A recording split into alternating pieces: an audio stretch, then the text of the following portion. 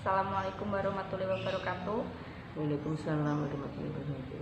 Perkenalkan, nama saya Andani Harumsari dari Prodi Pendidikan Sejarah Unipma semester 7. Di sini saya akan melakukan wawancara terbuka dengan Ibu Neti selaku guru sejarah di SMA Negeri 4 Kota Madiun.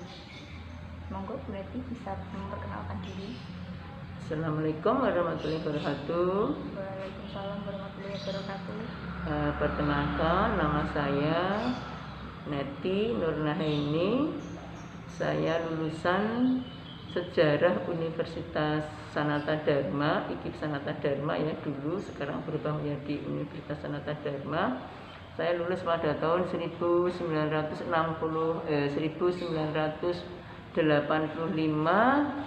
Pada tahun 85 itu juga saya menjadi guru GTT di SMA Negeri 4 Madiun.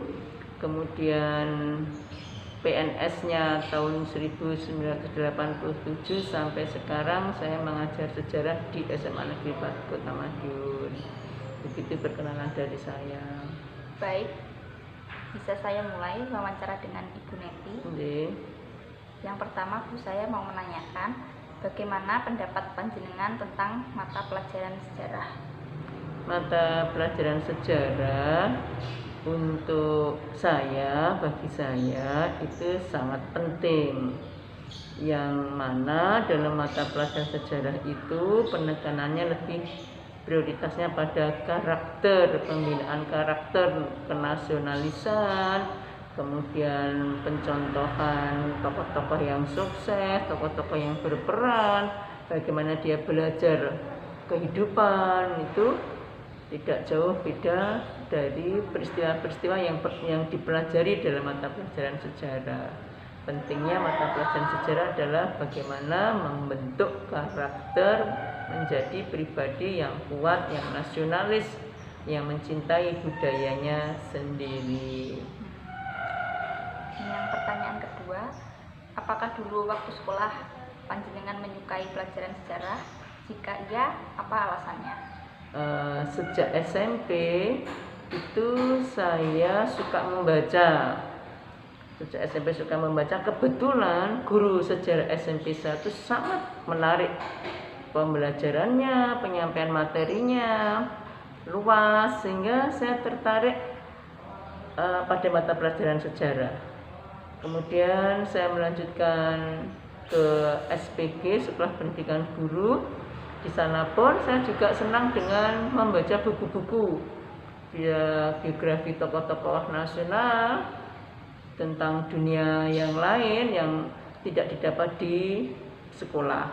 Dari kebiasaan saya membaca tokoh-tokoh politik, kondisi politik saat itu, saya akhirnya memutuskan untuk mengambil jurusan sejarah. Jadi saya memang benar-benar sangat menyenangi sejarah yang terkait dengan peristiwa-peristiwa masa lampau dan juga perkembangan politik dunia pada saat ini. Tidak ada matinya untuk pelajaran sejarah itu, saya anggap seperti itu. Baik, untuk pertanyaan selanjutnya, menurut panjenengan, apakah pelajaran sejarah tersebut menarik diterapkan di sekolahan?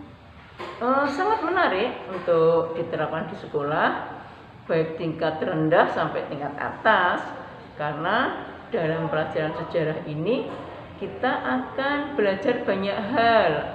Kita akan mempelajari tentang sejarah negaranya sendiri, negara lain, belahan dunia yang lain, yang barangkali sangat menarik bagi anak-anak, dengan cara dan penjelasan yang menarik, tentunya tidak monoton.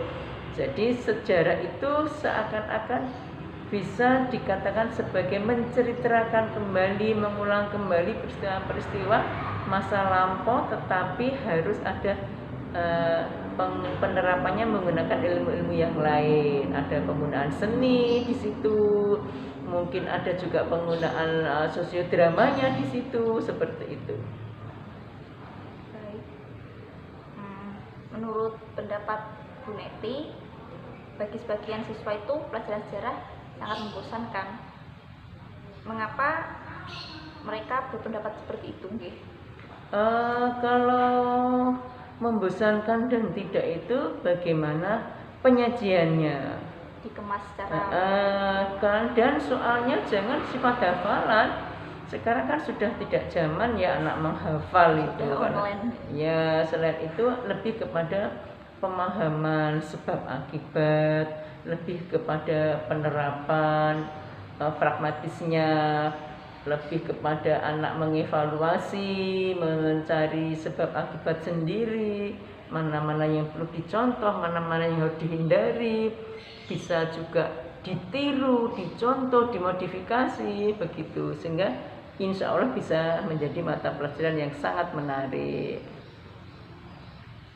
Pertanyaan berikutnya, bagaimana cara Bu Neti memotivasi atau membangkitkan semangat siswa agar mereka itu menyukai pelajaran sejarah? Yang pertama, pada tingkat awal saya selalu memberi penjelasan kepada anak-anak bahwa manfaat belajar sejarah itu saya sampaikan. Setelah saya sampaikan manfaat belajar sejarah, saya tekankan kepada anak-anak bahwa belajar sejarah itu penting. Tetapi lebih penting lagi adalah mencatatkan sejarah hidupmu. Nah, sejarah hidupmu itu mau isi seperti apa, mau kamu catat seperti apa, itu akan menjadi sejarah hidupmu. Saya lebih kepada seperti itu. Belajar sejarah penting, tetapi lebih penting lagi adalah mencatatkan sejarahmu untuk menjadi lebih baik, untuk menjadi yang terbaik, seperti itu. Pertanyaan selanjutnya, menurut panjenengan, apakah pelajaran sejarah masih bisa layak dipertahankan sebagai suatu mata pelajaran di sekolah? Karena sekarang ini kan maraknya isu wacana tentang penghapusan mata pelajaran sejarah. Memang kalau dilihat pragmatisnya, kalau dilihat hasil nyatanya, mungkin mata pelajaran sejarah tidak begitu sesuai dengan perkembangan zaman, dalam arti tidak begitu membantu dalam bagaimana anak mengatasi masalah hidupnya. Tetapi secara tidak langsung mata pelajaran sejarah itu akan membentuk karakter anak. Bagaimana anak menjadi pribadi yang menarik, yang sopan, yang jujur, yang mencintai tanah airnya. Bagaimana dia menjadi pribadi-pribadi yang bertanggung jawab, itu salah satunya ditekan dalam pelajaran sejarah. Kalau memang diterapkan dengan zaman sekarang, kalau tidak ada mata pelajaran sejarah, saya rasa berat ya. Ini maksudnya anak-anak bagaimana dia mencintai negaranya sendiri, perjuangan para pahlawan, bagaimana dia mencintai perjuangan. Jangan-jangan kalau tanpa pelajaran sejarah mereka nggak mau berjuang, maunya hasil. Nah, padahal yang penting adalah proses. Untuk hasil itu bisa menggunakan berbagai macam cara. Nanti bagaimana cara-cara yang digunakan, jangan-jangan cara-cara yang nggak halal, yang nggak baik, menikung sana, menikung sini, berbohong sana, berbohong sini, kan lebih baik saya tetap dipertahankan pelajaran sejarah karena untuk membutuhkan karakter. Nah, pertanyaan terakhir nih Bu.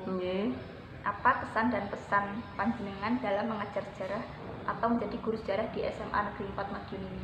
Ya, saya lebih kepada siswa-siswa itu saya tekankan kepada perilaku ya, lebih pada sikap, perilaku. Kita contoh saja, kita lihat contoh saja.